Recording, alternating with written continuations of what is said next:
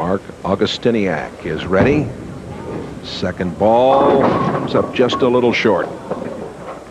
Mark is one of those guys that has the kind of game where he can be very consistent, and that's basically why he's bowling leadoff for his team. The idea is to get those marks. He's going to fill frames for you almost every time he gets up there. He's going to get a spare or a strike. Very seldom he's going to get you in trouble. He's a very solid type player, very balanced at the foul line, and he hits what he's looking at.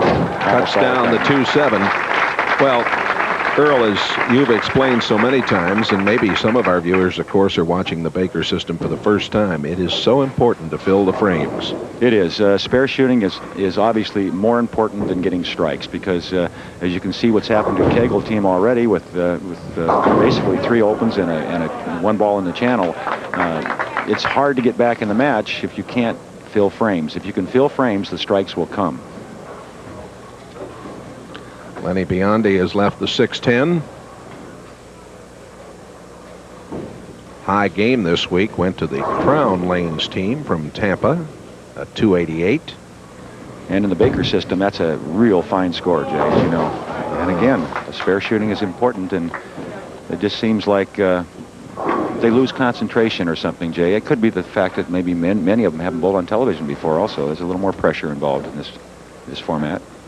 David Spoor. The big hook. And wow. For a minute, I didn't know if it was going to turn or not. Well, he did that already once, Jay. Right, it didn't put one turn into the channel. And this spare, with his style of play, should be very difficult as you get another look at that ball. Watch how close it came to the channel. And that ball's 55 feet down the lane just about before it turned in. That's a long way to try to get it back. Hard and straight is the way to play this spare. Do it hard and straight. And he's hooking it. Let's see what happens. Ooh, went all the way around the 7-pin and couldn't bring it down. And that's another open for Kegel. And here's a look at that shot. You can see he likes to hook the ball a lot, and if you're trying to make spares, that really makes it difficult.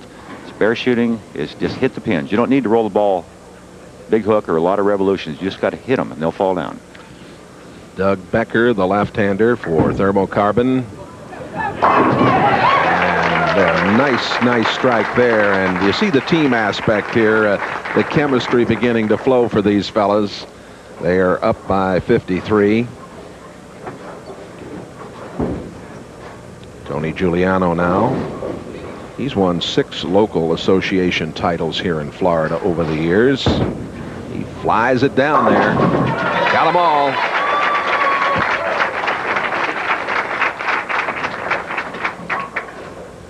Oh, that's a start for him, Jay. They have to string some strikes now if they're going to get back in the match. A 2-game total pins decides the winner of this match will go on and, of course, bowl Scime signs for the championship. That should be an exciting match with Bob Handley. Looking forward to that one.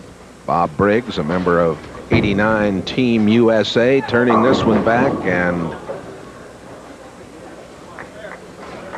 is trying to continue to keep this lead as he left the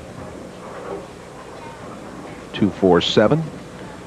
And as they bowl this format, as you're aware, Jay, but maybe some of the folks at home aren't, you notice that the team bowls a complete game on one lane, and then they switch lanes for the second game.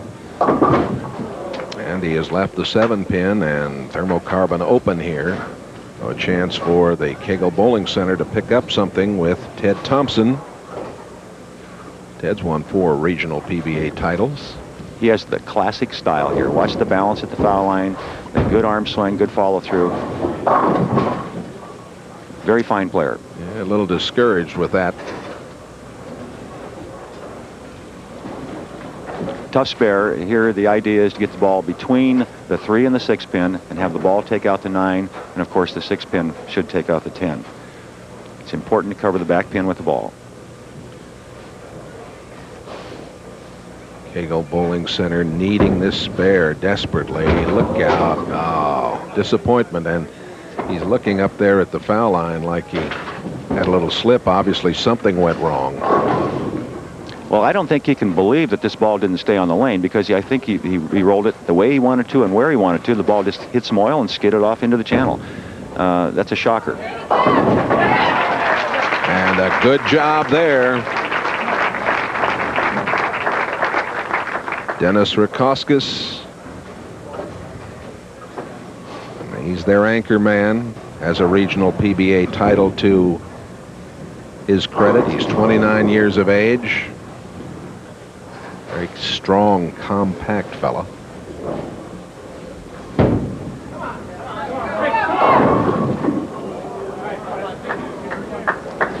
Well, as they switch lanes for the next game, anything can happen, Jay, because the lanes have changed. At this point, it looks like Kegel could be completely out of the match, but that could turn around so quickly in the Baker system. Looking at a 2-8-10 conversion, a toughie. Gave it a good try. Storm Devincent once again.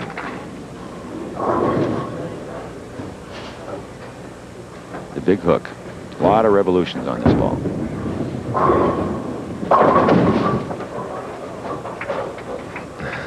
Looking back down there saying, why didn't I get that last one to go?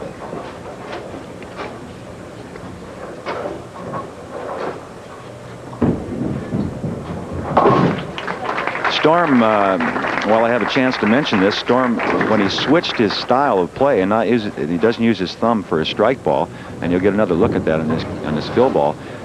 It took him 18 months to get really comfortable with that. He started about 18 months ago. He started with a 12-pound ball and worked his way up to a 15. So he's using a 15-pound ball now.